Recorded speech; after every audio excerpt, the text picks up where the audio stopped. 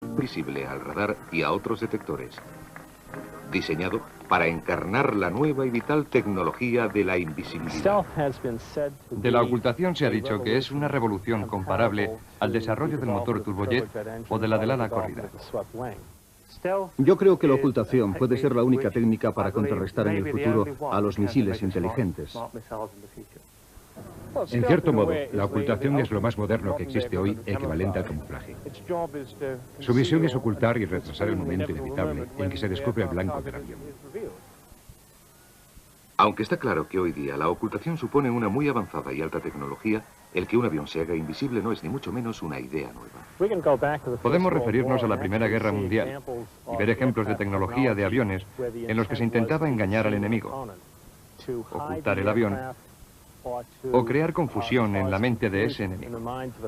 Hubo algunos intentos de desarrollar tipos de recubrimientos transparentes que, puestos sobre las alas y el fuselaje del avión, harían que éste se hiciese, entre comillas, invisible.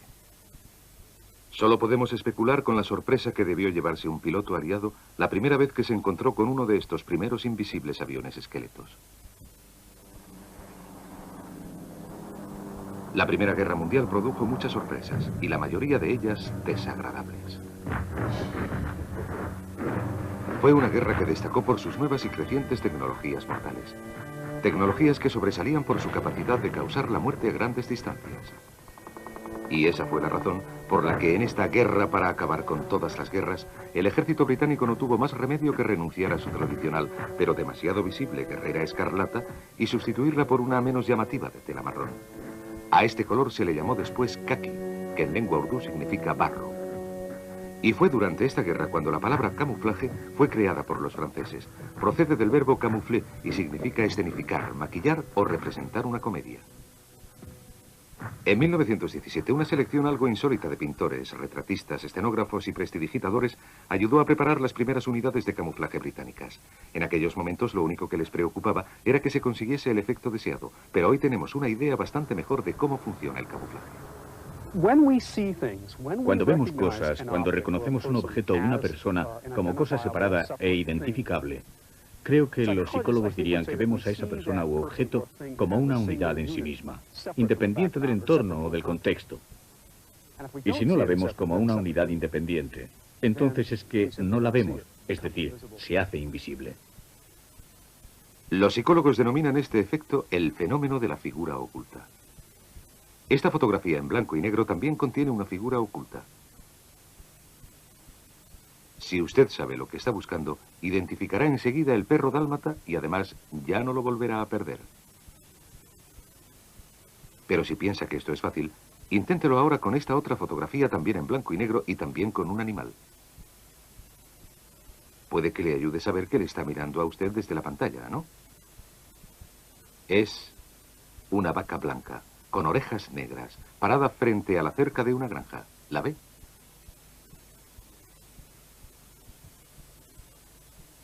Y en esta pintura podemos ver al zorro, pero ¿es usted capaz de ver al indio a caballo? De la misma manera en que los artistas experimentan con nuestras percepciones de figuras y fondos, creándonos el problema de cuál es cuál, ellos experimentan con cuanto se refiere al camuflaje. Ahora bien, un camufle nunca podrá hacer que un objeto sea invisible, pero lo que sí puede hacer es que ese objeto sea indistinguible de lo que le rodea. Y este es su arte, el arte del engaño. Lo que él busca es que cuando un soldado enemigo entre en un escenario camuflado, vea muy claro que es una simple escena bucólica que no ofrece peligro y que además allí no hay ningún tipo de camuflaje.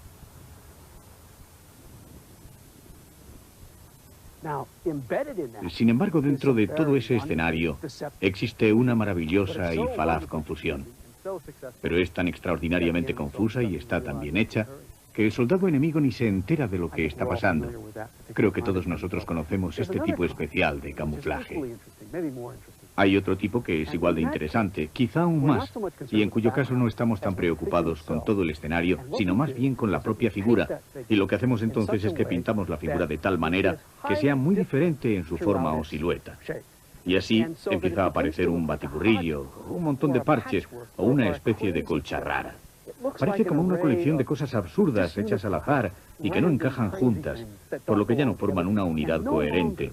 Y a este tipo tan especial de camuflaje se le ha dado toda clase de nombres divertidos. Los franceses lo llaman serrage, la caza de la cebra. Los americanos lo llaman razzle dazzle, pintura divertida. Y los británicos lo llaman dazzle painting, pintura despistante. O dazzle camouflage, camuflaje despistante, que es el nombre por el que se le conoce en general. El dazzle camouflage, camuflaje despistante, se utilizó por primera vez en 1917, cuando el teniente de navío de la reserva Norman Wilkinson, un diseñador de carteles en tiempo de paz, convenció al almirantazgo de que los modelos cubistas abstractos deberían ser utilizados para confundir a los capitanes de la otra gran innovación de la Primera Guerra Mundial, el submarino. El resultado fue, en todos sus aspectos, impresionante. Aquí tienen ustedes las pinturas despistantes, a todo color, realizadas en salas prestadas de la Real Academia.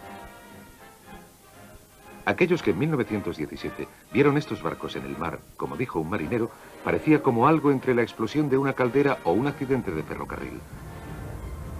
Pero otros lo describieron como el mejor camuflaje que jamás he visto. Bueno, creo que en un principio se consideraba como una idea aparentemente de locos, porque no podían creer que algo tan evidente, algo que tan a las claras parece ser un camuflaje, pudiera ayudar al ocultamiento de un objeto, incluso un objeto tan grande como un barco. Pero yo creo que, en definitiva, y quizá con demasiada rapidez, tanto Wilkinson como sus ideas fueron aceptados por los británicos. La razón fue que empezaron a estudiar sus demostraciones y vieron que a los submarinos alemanes les resultaba bastante más difícil precisar la velocidad y rumbo de los barcos. Y como resultado de ello, menos del 1% de los barcos americanos así pintados jamás fue alcanzado por torpedos.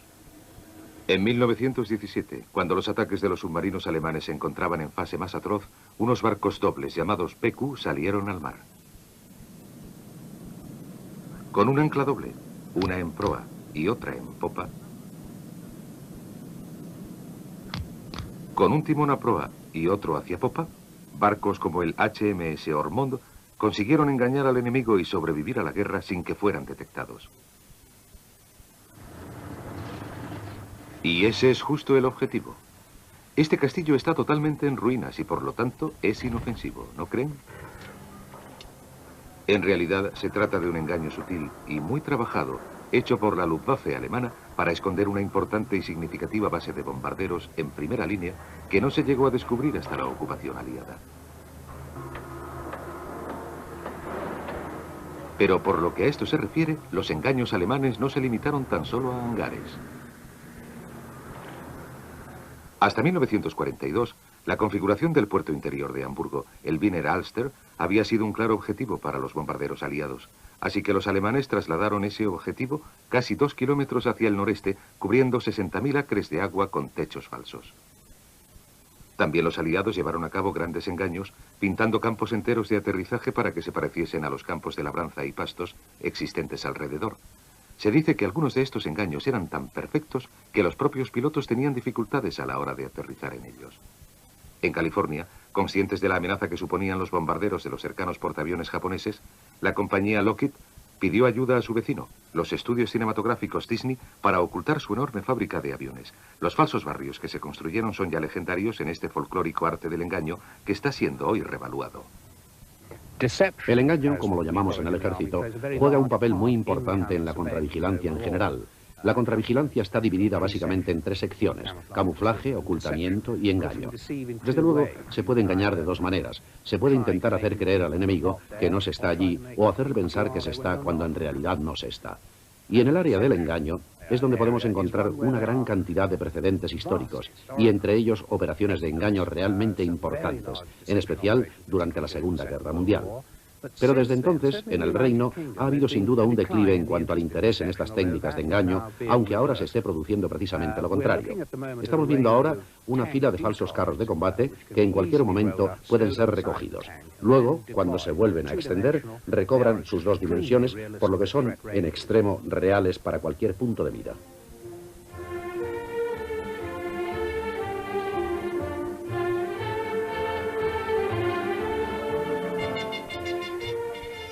El ejército siente una especial preferencia por los carros de combate. De no haber sido por ellos y por su propia capacidad de camuflaje, Montgomery y el 8º Ejército seguro que lo hubieran pasado bastante peor en el norte de África en su lucha contra un Rommel y su Afrika Korps bastante menos confuso. Los señuelos de todos los tipos crearon confusión, ahorrando tiempo y vidas. Hacia el final de la guerra, falsos Spitfires en aeródromos falsos, con edificios y luces de aterrizaje también falsos, tuvieron tal éxito que la Luftwaffe bombardeó más a estos que a los verdaderos. Con 4 hombres se puede montar un señuelo en 10 minutos. Y con un equipo de 6 hombres se puede montar fácilmente todo un escuadrón en tan solo una noche. El poder persuasivo y de engaño de un avión señuelo es tal que todas las fuerzas aéreas del mundo tecnológicamente avanzadas todavía lo utilizan. Aunque hoy el engaño visual tiene que ser complementado también con engaños para radar y para rayos infrarrojos. Quizás, y sorprendentemente, las investigaciones han demostrado que estos señuelos no necesitan ser reproducciones especialmente exactas del aparato original y por lo tanto caras. Solo es necesario que sean lo bastante buenas. El señuelo se diseña para engañar al piloto atacante, que llega primero al blanco, a una distancia de 2 o 3 kilómetros. A esa distancia el señuelo se parece mucho a un avión real. Y además tienen ustedes que recordar que el piloto atacante dispone tan solo de unos segundos para examinar todo el escenario, y no solo el señuelo. Y por eso cuando ve algo que sobresale, se dirige hacia ello, y si se parece lo suficiente a lo que está buscando, va hacia ello. Cuando tiene que decidir que no está sobre el verdadero blanco, ya es demasiado tarde para buscar uno nuevo. Tan solo dispone de entre 3 y como máximo 8 segundos para fijar su objetivo y dar en el blanco. En ese tiempo ha visto el aeródromo desde una distancia relativamente larga, así que los detalles que tiene a su alcance son muy claros. Y además, en esos momentos está también muy ocupado, ya que tiene que pilotar un avión y a la vez intentar manejar también todo el sistema de armamento. Al piloto soviético que está entrando, se le pedirá que pierda o arriesgue su vida en un ataque a una base aérea. Puede que si supiera que va a disparar contra un señuelo de $20.000, en vez de contra un avión valorado en $20 millones, se le quitasen las ganas. Pero los psicólogos de Wright-Patterson han averiguado que quizá no haga falta utilizar el señuelo de los $20.000. Quizá lo único que se necesite sea la sombra del avión. Porque desde la distancia lo que se ve es un perfil de un avión de 3 dimensiones que solo tiene 2. Y durante las pruebas que hemos llevado a cabo, averiguamos que los pilotos persiguen más ese reflejo bidimensional que al propio avión, debido a su mayor contraste y porque es más fácil de captar y de descubrir. Algunas de estas pruebas se hacen aquí, en aeródromos a escala, a los que familiarmente se conoce con el nombre de Strudelheim. Su trabajo es el de captar 2 aviones que están aparcados en la entrada del hangar de aviones que usted ya sabe. Una vez que los haya captado, presione inmediatamente el botón del panel de vuelo, lo que hará que el zoom se pare y entonces indique la situación de esos 2 blancos. Con un ojo tapado para eliminar los errores de escala producidos por la visión estereoscópica, este tema es parte de un amplio experimento concebido para comprobar cómo vemos y cómo nuestra visión puede ser burlada. Volando hacia el Strudelheim a una velocidad a escala de unos 600 km por hora, la orientación del aeródromo imita con toda exactitud cómo lo veríamos en una pasada rasante de bombardeo.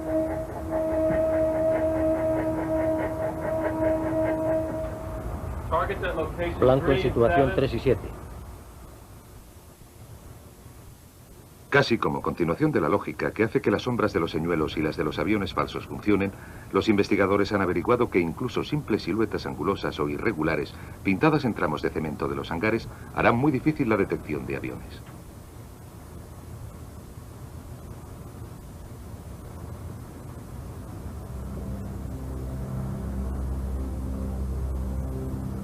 Pruebas a gran escala de este principio, llevadas a cabo en bases aéreas norteamericanas en Alemania, han demostrado su gran efectividad aun cuando los expertos en camuflaje de hoy día admiten que no se puede confiar solo en burlar la visión del enemigo.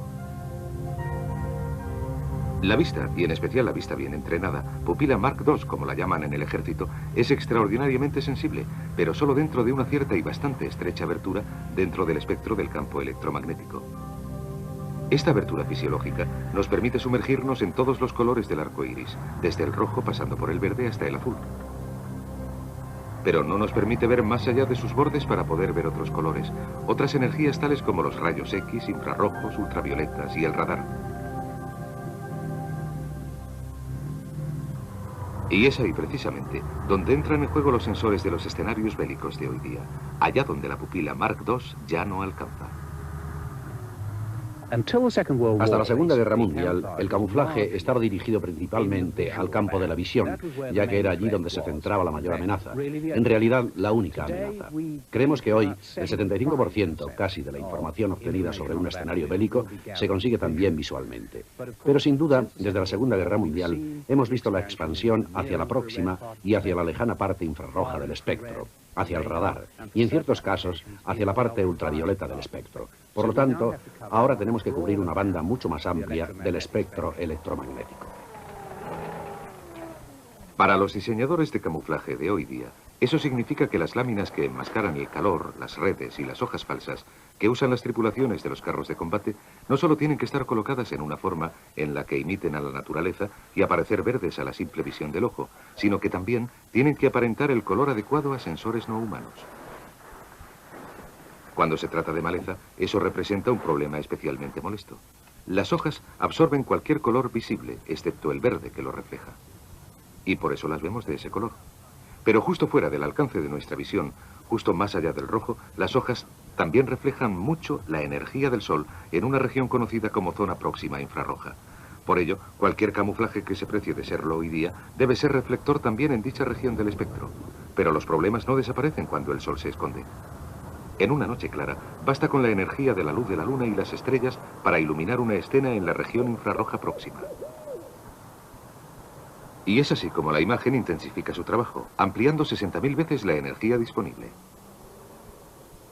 Una vez más, la ciencia del camuflaje y las artes del engaño entran en funcionamiento. Ciertamente parece como si la frase "bajo el manto de la oscuridad" ya no tuviera significado.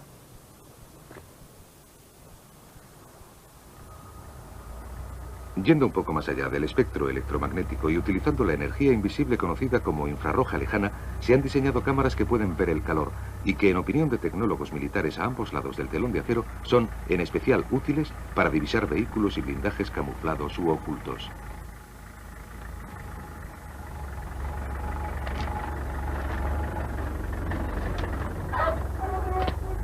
En esta escena, el ojo humano comienza a perder rápidamente el control de las pistas visuales que le ayudarán a identificar lo que está pasando.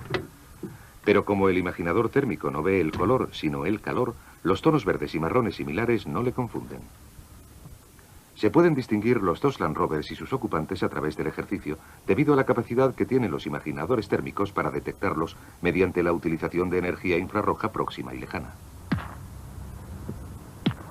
Una de las técnicas más antiguas de la ocultación es el humo, literalmente la neblina de la guerra, e incluso se ha demostrado mediante ensayos que un enemigo puede ver con facilidad a través de él utilizando cámaras de imagen térmica. En este caso, el imaginador térmico ignora las diminutas y frías partículas de lo que en realidad es una gruesa capa nebulosa, registrando, en cambio, el calor despedido por el carro de combate. A simple vista, este permanece invisible hasta que rompe esta capa y emerge del humo. Teniendo en cuenta que muchas armas anticarro utilizan hoy imágenes térmicas, el humo por sí solo ya no ofrecía demasiada protección. Hace poco se llevó a cabo una serie de experimentos para encontrar una solución al problema, y se descubrió que añadiendo al humo un producto químico simple, fácilmente disponible, un producto químico que absorba energía infrarroja, se podían extender los efectos de la capa de humo.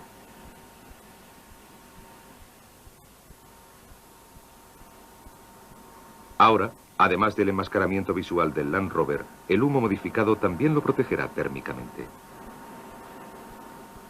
Pero aún hay algo más sobre las técnicas de imágenes térmicas que la simple detección. La vigilancia y la contravigilancia dependen grandemente de la recopilación de datos y el calor, según parece, puede ser muy revelador. Una noche normal, en un país normal.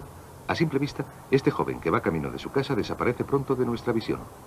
Pero para una cámara de imágenes térmicas daría lo mismo si fuera de día, puesto que la propia persona es la que va iluminando la escena con el calor de su propio cuerpo. Por mucho que se aleje entre las sombras, el imaginador térmico lo encontrará. Y debido a la forma en que los objetos calientes se enfrían, las fotografías de una cámara térmica pueden ser de lo más informativas. Este coche lleva aparcado aquí unos 4 minutos. ¿Cómo lo sabemos? Su capó aún está caliente. Y sin embargo sus neumáticos, que aún están también calientes, presentan ciertas zonas frías, justo donde estaba aparcado. ¿Y qué hay del joven que salió del bar y se fue calle abajo? ¿Qué podríamos deducir de su fotografía térmica? Bien, los bordes de sus orejas y la punta de la nariz aún están negras por el frío, y por lo tanto podemos asegurar que llevaba en el bar menos de 2 minutos.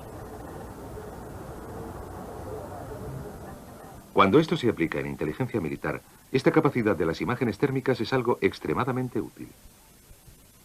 Algunos de estos aviones han volado hace poco. Son esos con las bandas blancas en los motores calientes. Algunos, sin embargo, están del todo negros por el frío, lo que significa que no han volado durante las últimas 12 horas. Y de estos 6 aviones de reconocimiento, 2 han volado, sin duda hace poco, mientras que los otros 4 no lo hicieron. Esta es una fotografía térmica de mediodía de vida en una base aérea.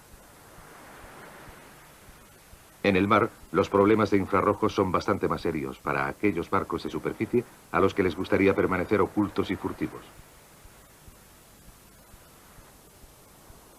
Incluso por la noche, un barco es un objeto caliente en medio de un mar frío, vacío y liso, frente a un cielo frío, vacío y liso. Es lo que en la profesión se conoce como un blanco muy fácil para cualquier enemigo que vaya equipado con sensores infrarrojos. Los infrarrojos son un problema bastante importante, en especial si proceden de turbinas de gasolina, y desde luego, el Preußen funciona con este tipo de turbinas. Expelen mucho calor, funcionan con aire. Y por eso lo que tenemos que hacer es reducir las señales que despide este barco y que ayudarían a que se nos detectase y también se nos identificase. Pero para el capitán Perowne y su tripulación es bastante menos preocupante ser identificado por personas que ser atrapado por el punto de mira de un misil guiado por infrarrojos. La próxima generación de misiles detectores de calor harán cálculos de este tipo para cualquier tipo de blanco caliente que encuentren. Si los resultados encajan con las expectativas preprogramadas del misil, entonces se preparará, se dirigirá al objetivo y le alcanzará. Pero si no puede encontrar ese punto caliente central, entonces fallará. Esta es la razón por la que los barcos de guerra del mañana irán equipados con unas grandes chimeneas provistas de sistemas de enfriamiento por agua y ventiladores de aire frío. Pero como todo el futuro equipo militar, los diseños de dichos barcos de guerra tendrán que ir dirigidos a algo más que a la simple amenaza de los infrarrojos, y esa es la razón por la que ahora se considera a la ocultación como modelo de diferentes tecnologías. Nunca se sabe cuál es la cabeza de misil que te va a buscar. Es decir, puede saberse que se trata de un Exocet, pero no se sabe de qué cabeza se trata, y desde luego tampoco se sabe si ha sido o no modificada desde que vino la última. Por lo tanto, todo lo que debe hacerse ha de ser contundente, y la expresión que nosotros utilizamos es amenaza no específica. De nada sirve prepararse para un tipo de misil en particular, cuando no se sabe si el que te va a llegar es un Exocet tipo Harpoon, Silkworth o un Gabriel, o incluso los 3.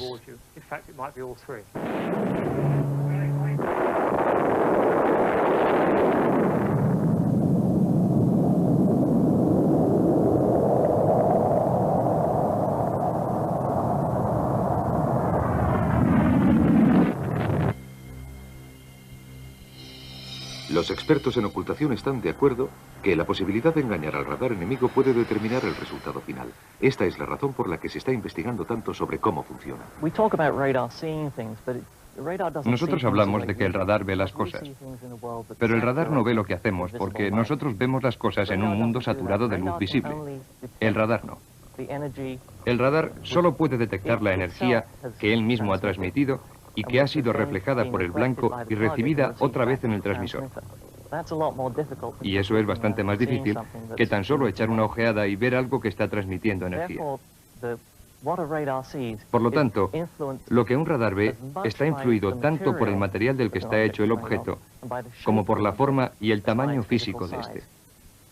Ustedes podrían construir algo tan grande como el edificio del Empire State y si lo construyeran con el tipo de material adecuado, el mejor radar del mundo no podría verlo. Hasta hace poco los barcos de las fuerzas navales se han venido construyendo con materiales y diseños inapropiados para evitar su detección por medio del radar. Para empeorar aún más las cosas, con sus propios radares enhiestos, cada uno de los cuales va diciendo aquí estoy a cualquier enemigo que quiera conectar con él. ¿Cómo se empieza entonces a conseguir que un gran barco se haga invisible? Si deseo que parezca más pequeño, lo primero que tengo que hacer es identificar el origen del campo de acción de un radar. Y ese suele ser ciertas zonas de un barco de guerra o incluso cualquier plataforma donde coincidan tres superficies que forman un ángulo recto. Y es este ángulo el que al actuar como reflector del radar constituye el problema. En el pasado, los barcos tenían una cierta tendencia a estar llenos de aberturas y huecos formando ángulos de 90 grados, cada uno de los cuales actuaba como un espejo para el radar. Por lo tanto, lo que intentamos y lo que hacemos es tratar de identificar todas las zonas de un barco que puedan ser de alta reflexión y hacerlas desaparecer. Ahora bien, ¿cómo las hacemos desaparecer? Lo más normal sería librarse de ellas cubriéndolas con placas o planchas que destruyesen los ángulos de 90 grados. Es increíble cómo el campo de acción del radar disminuye con tan solo una pequeña modificación en un ángulo de 90 grados. Así que entonces coges tu superestructura de costados totalmente lisos que ya has modificado y encajas los nuevos. A eso lo llamamos destrozar la casa. Y acabamos teniendo un barco con costados oblicuos, inclinados y que a mí también me parece bonito. Pero desde el punto de vista del radar, le reduce su campo de acción de una manera impresionante por el simple hecho de haber inclinado los costados y haber hecho desaparecer todos los ángulos de 90 grados. Es una lección que la Armada Soviética ha aprendido ya muy bien. Este enorme portamisiles, Kirov, posee una señal de radar realmente más pequeña que muchas fragatas británicas. Y al igual que en las armadas occidentales, el Kirov también utiliza revestimientos absorbentes de energía en cualquier superficie que, de no hacerlo, pudiera convertirse en reflector para el radar. Bajo las olas, los revestimientos también juegan un papel crucial en lograr la invisibilidad. Pero ahora es más el sonido que el radar lo que detecta la energía. Por eso los submarinos modernos van recubiertos con una capa de paneles de caucho aislante de casi 10 centímetros de espesor. A este viejo submarino soviético le faltan algunos en la parte del morro. Hoy día, sin embargo, una nueva generación de submarinos soviéticos está ya surcando los fondos marinos. Este monstruo forrado de caucho de 180 metros de largo pesa 30.000 toneladas, y aquellos que tienen que perseguir a este leviatán aceptan a regañadientes que los submarinos soviéticos han conseguido ser extremadamente invisibles. Durante los últimos años han conseguido significativos avances y ahora están fabricando plataformas submarinas mucho menos ruidosas. Si retrocedemos unos años y examinamos las primeras generaciones de submarinos nucleares, los Hotel Eco Noviembre, monstruos bastante ruidosos, veremos que nos permitíamos el lujo de detectarlos a distancias bastante considerables. Y detectar submarinos es el principal trabajo del comandante Walker. Su barco, el HMS Trafalgar, un submarino nuclear, un submarino cazador. Una vez que esté patrullando bajo las turbulentas aguas del Atlántico Norte, sus operadores de sonar tratarán de localizar los débiles pero reveladores sonidos de los submarinos soviéticos. Compruebe el submarino, despeje el puente y cierre la escotilla superior. Compruebe todos los mástiles y bájelos completamente. Abra los respiraderos 3 y 4. Al igual que a los soviéticos que persiguen, los cazasubmarinos de la Marina Real Inglesa también están recubiertos con gruesas capas de caucho. Esto, desde luego, no es solo para ayudar a los operadores de sonar a oír con más claridad, ya que, como señala el propio comandante Walker, el sonido no es solo su arma, sino que también es su enemigo. Todo submarinista tiene grabado en su mente, desde el primer día de sus clases de entrenamiento, que el ruido mata. Por eso, todos ellos manejan el submarino con el mayor silencio posible. No damos portazos ni dejamos caer objetos pesados en cubierta, y todos ellos están, por lo general, conscientes del efecto que el ruido puede tener. Pero desde luego, eso tampoco significa que pertenezcamos a la orden del silencio. Hay mucho ruido de fondo en un submarino. Para evitar que ese ruido se transmita al mar, tenemos gran cuidado en asegurarnos, por encima de todo, que el equipo funcione correctamente, y que esté resistente y flexiblemente montado para que el ruido no se transmita directamente a través del sistema de presurización. Y también otra forma de prevenir que el ruido se transmita al océano es humedeciendo el material del revestimiento, lo que supone una tarea permanente 24 horas al día, 7 días a la semana.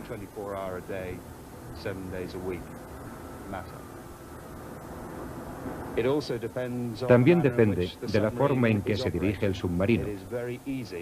Es muy sencillo lanzarlo a gran velocidad, utilizando ángulos grandes de giro o planos, para producir cavitación, que es de lo que se trata.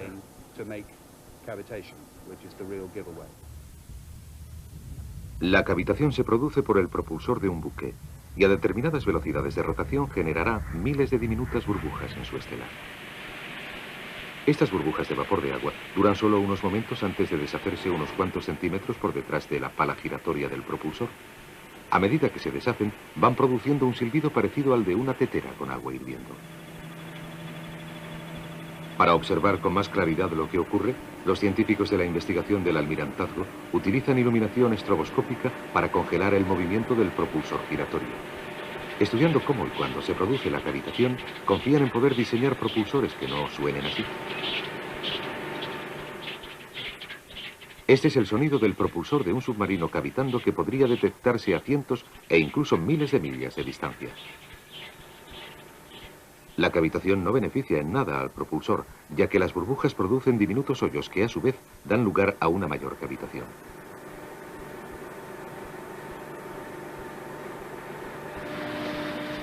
Pero los propulsores pueden también producir otros sonidos de forma inevitable.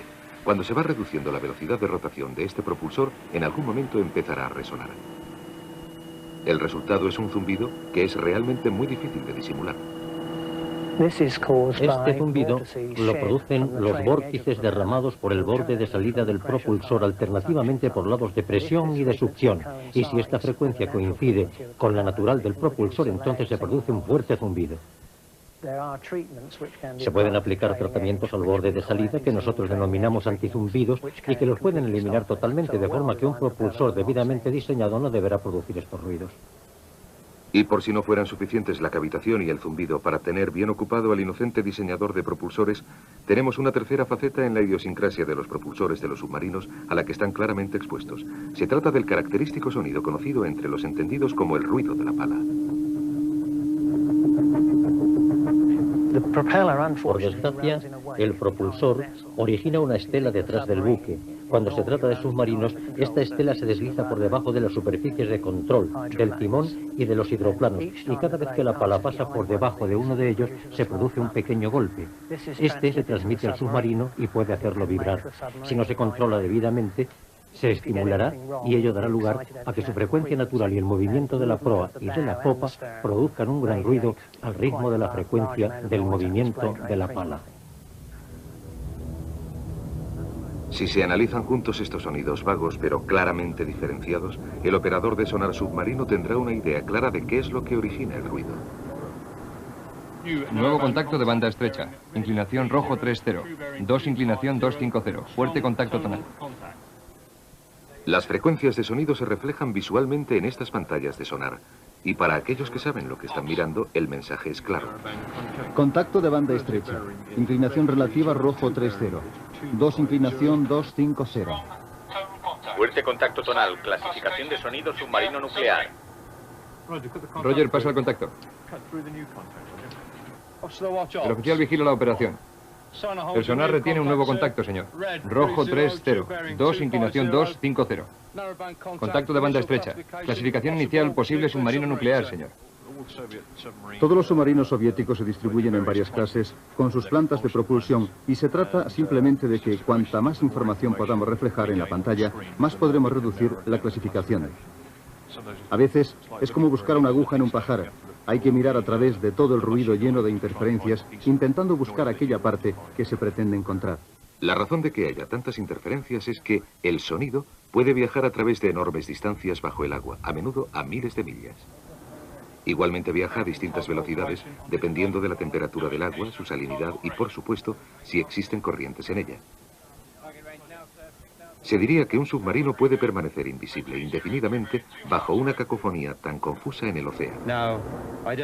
No creo que sea posible conseguir la invisibilidad total mediante el sondeo de las profundidades del océano, aunque existan ventajas importantes de las que uno se puede aprovechar en cuanto al entorno oceanográfico y la posibilidad de esconderse detrás de sus capas.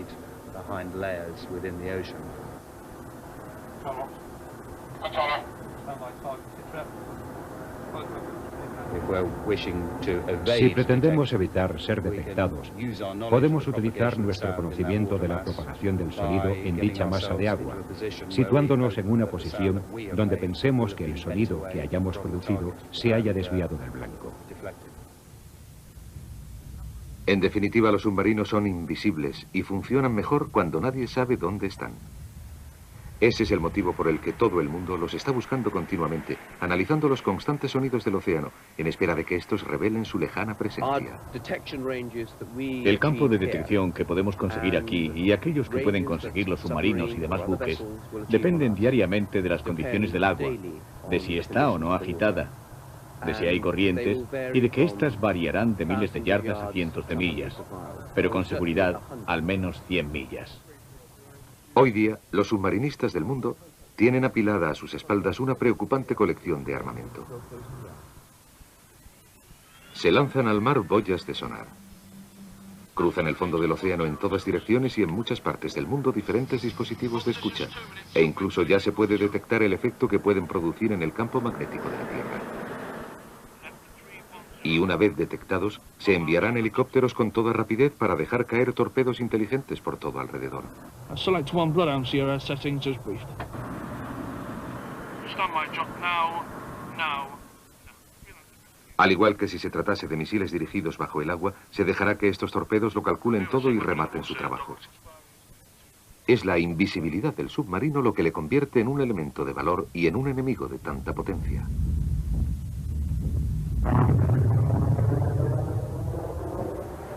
En realidad, desde el mismo momento de su invención, la innata capacidad de los submarinos para aprovecharse del elemento sorpresa en sus ataques a otros barcos ha dado lugar a la invención de un montón de curiosas e imaginativas contramedidas. Uno de los problemas más extraños con el que tuvo que enfrentarse la tripulación de los bombarderos en 1942 fueron los submarinos alemanes U-2. Parecía que debido a la lentitud del avión, un capitán de submarino que prestase atención tenía mucho tiempo para cerrar las escotillas y sumergirse, poniéndose a salvo una vez que los bombarderos habían sido descubiertos. Había que hacer algo y nació el Proyecto Yehudi. El proyecto Yehudi fue puesto en marcha por la Marina de los Estados Unidos en los años 30 y constituyó un intento de que los hasta entonces visibles aviones se convirtiesen en invisibles, es decir, desaparecieran. Y esto, aunque suene a cosa de locos, fue un programa que tuvo un gran éxito. Se acoplaron una serie de luces a lo largo de los bordes de las alas del avión, del morro y de otros elementos, ajustando su intensidad para no destacarse del fondo natural del avión. Los psicólogos la denominan isoluminancia. Aquellas condiciones de percepción bajo las cuales diferentes objetos que brillan de forma similar parecen indistinguibles entre ellos y sus propios fondos.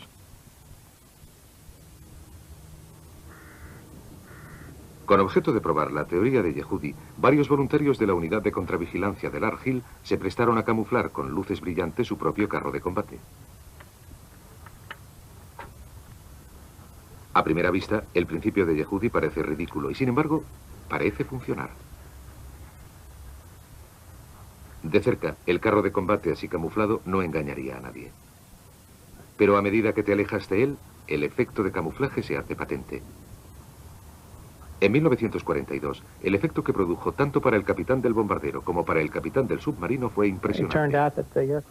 El resultado fue que el avión se pudo acercar una milla o incluso menos antes de ser detectado, y cuando lo fue, debido al ruido de los motores, los submarinos ya no tenían tiempo para sumergirse.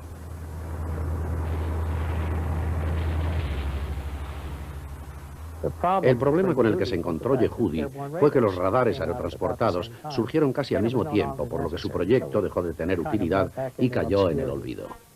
Recuerde, está a punto de ver el mayor secreto.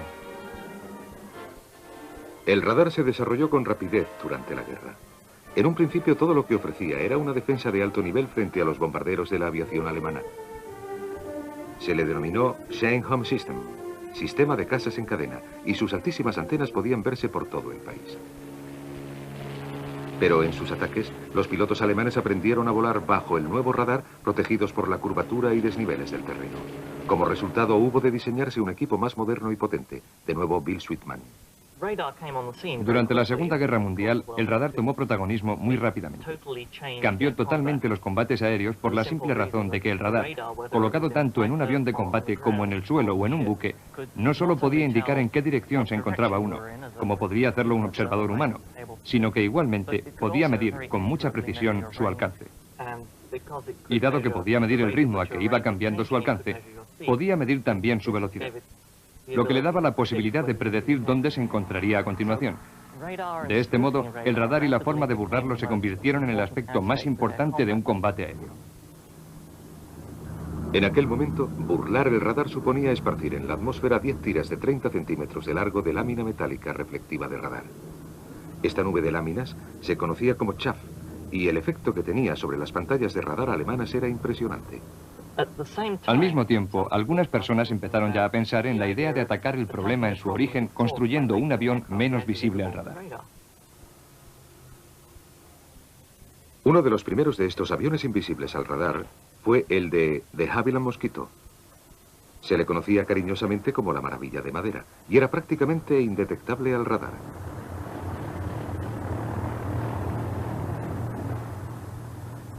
Al otro lado del canal, en Alemania, se inventaban aviones todavía aún más extraños. Aquí tenemos los planos originales de un avión de combate todo ala secreto. Su diseño era poco menos que revolucionario, y su silueta aerodinámica le hubiera hecho extraordinariamente invisible incluso hoy día. Este es el segundo prototipo. Se estrelló en vuelo poco después de tomar esta fotografía. A finales de la guerra, la inteligencia militar aliada confiscó el tercer prototipo para su estudio. Ahora se encuentra en un rincón de un hangar cerca de Washington. Lo que estamos viendo detrás de nosotros son los restos desmantelados del tercer prototipo del Horten 9, un avión de combate que se estaba desarrollando en la Alemania nazi a finales de la Segunda Guerra Mundial. Lo importante de este avión es que iba a ser producido como interceptor, aunque era un avión todo ala, sin superficies verticales. Era un avión a propulsión y lo que los alemanes buscaban principalmente era la mayor eficacia aerodinámica. Con un subproducto de este tipo de diseño, lo que se consigue básicamente es una superficie bidimensional y por lo tanto la eliminación de elementos reflectores de radar como los que existen en los aviones normales que tienen formas tridimensionales muy completas.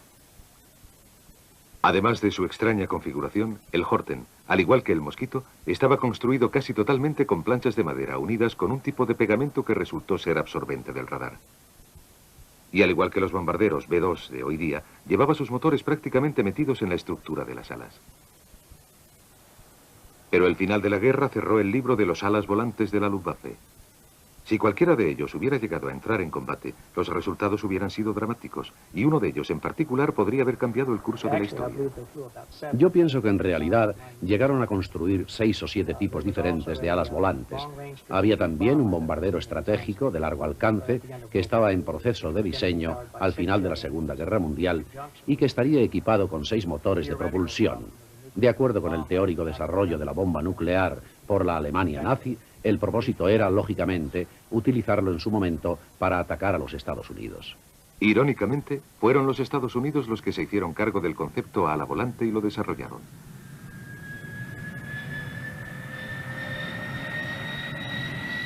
Este es el YB-49 de 8 motores en bloque. Los Horten 9, que fueron los primeros que aparecieron aquel año, se construyeron en Alemania. El ala volante con motor a propulsión de Jack Northrop voló por primera vez en octubre del 47.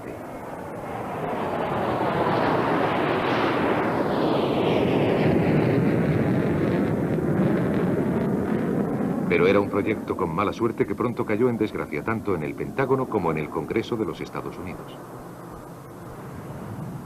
Se decía que era inestable y difícil de controlar.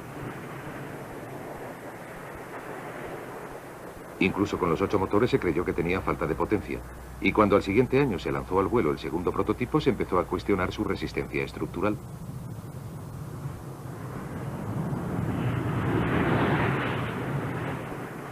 Por aquella época se estaba desarrollando el gigantesco B-52, y en 1950 el ala volante quedó arrinconada. Algunos creyeron que para siempre. Hoy, 38 años después, el concepto del ala volante ha renacido como el bombardero invisible B-2. Este avión vio la luz por primera vez hace muy poco. Para aquellos especializados en la tecnología de la ocultación fue toda una revelación. Bien, lo primero que hay que tener en cuenta es que tiene pura forma de ala. Es muy pequeño visto de costado. No tiene planos verticales ni horizontales. Otro punto a resaltar es que los motores han sido cuidadosamente metidos dentro del ala. Las tomas de aire, que supusieron un gran esfuerzo durante su diseño, están curvadas y torcidas para que las ondas del radar no puedan alcanzar la parte frontal del motor. Todavía, y dentro de la tecnología actual, no podemos construir la superficie frontal del motor, el compresor, con materiales no reflectores. En la mayoría de los aviones convencionales son sus motores los que tienden a dejarse descubrir por el radar. Normalmente devuelven fuertes señales de radar al transmisor, aun cuando la mayor parte de la energía del radar se esparza por todo el cielo.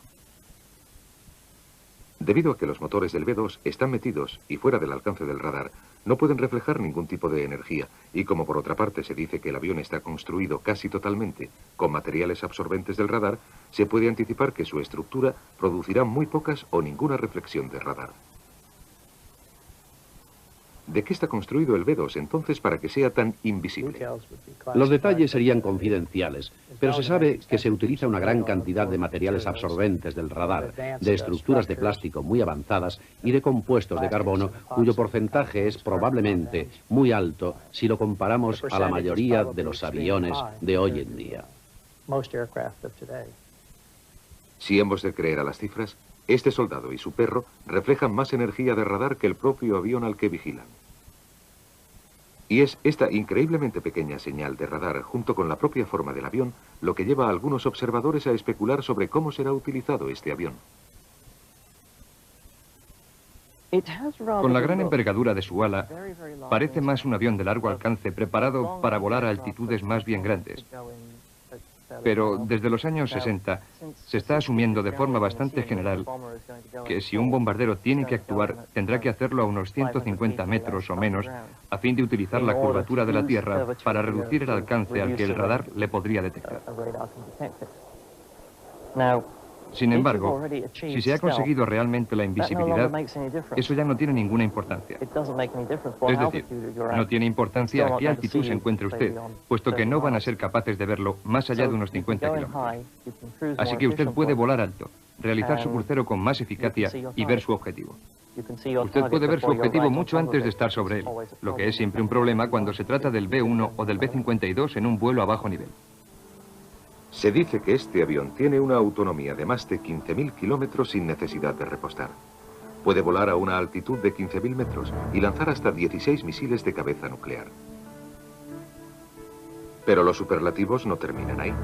Estas temibles máquinas cuestan 600 millones de dólares cada una, aunque esperamos que nunca tengan que demostrar su capacidad de ataque. Los políticos aquí lo llaman capacidad de disuasión, pero la industria aeroespacial sabe que este es el precio de su invisibilidad. Es el precio del avión más computerizado de toda la historia de la aviación. Ordenadores que son capaces de oler y notar cualquier fluctuación de las energías existentes en la atmósfera. Ordenadores que cazan, a través del espectro electromagnético, cualquier indicación de radar o búsqueda de láser y localización de energías. Y, si encuentra cualquier tipo de energía dirigida hacia él, todo el avión, hasta las compuertas de su tren de aterrizaje, tienen tal forma que pueden absorber o dispersar al radar lejos de su origen. En aviación, la invisibilidad se ha convertido en la mascota de la carrera por las armas, dando lugar a la aparición de aviones de características estrafalarias y poco ortodoxas que presumen de utilizar señales más y más pequeñas cada vez. El coste de poseer tal tecnología parece exageradamente alto, pero la comunidad militar aduce que el coste de no poseerla podría resultar fatal.